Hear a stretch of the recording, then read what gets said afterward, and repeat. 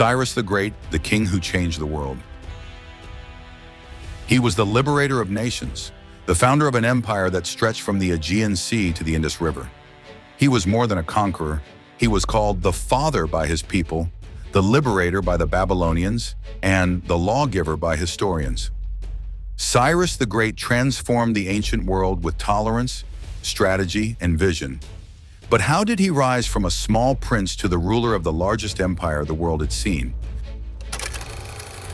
Birth and prophecy.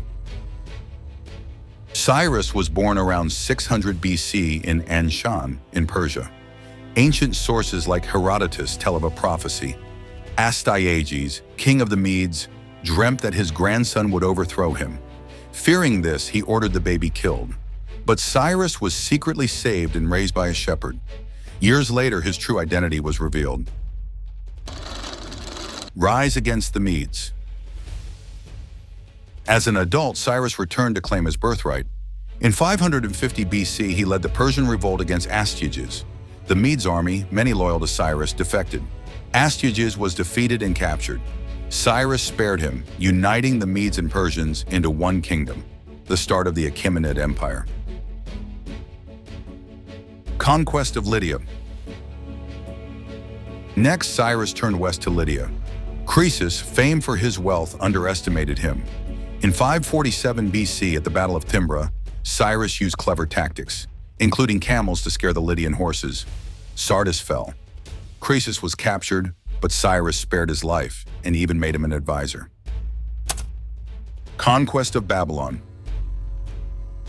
In 539 BC, Cyrus set his sights on Babylon. Instead of a direct assault, he diverted the Euphrates River, lowering the water so his army could march in. The city fell with barely a fight.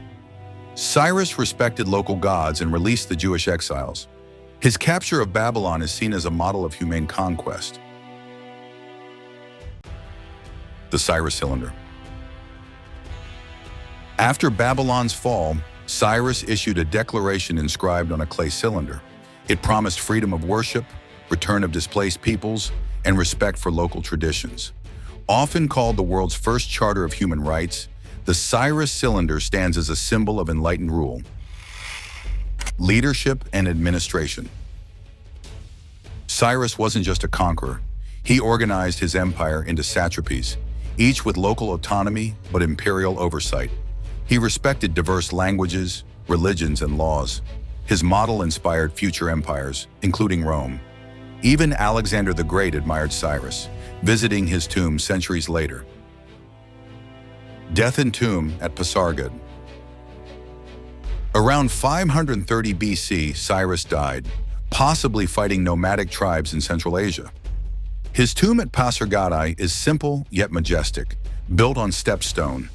It has survived earthquakes and invasions. Even after 2,500 years, it remains a testament to the legacy of one of history's greatest rulers. Legacy. Cyrus the Great's vision of tolerance and justice shaped empires and inspired generations. Today, his story reminds us of the power of humane leadership. If you enjoyed learning about this remarkable ruler, please like, share, and subscribe to Historic Rulers for more stories of the leaders who shaped our world.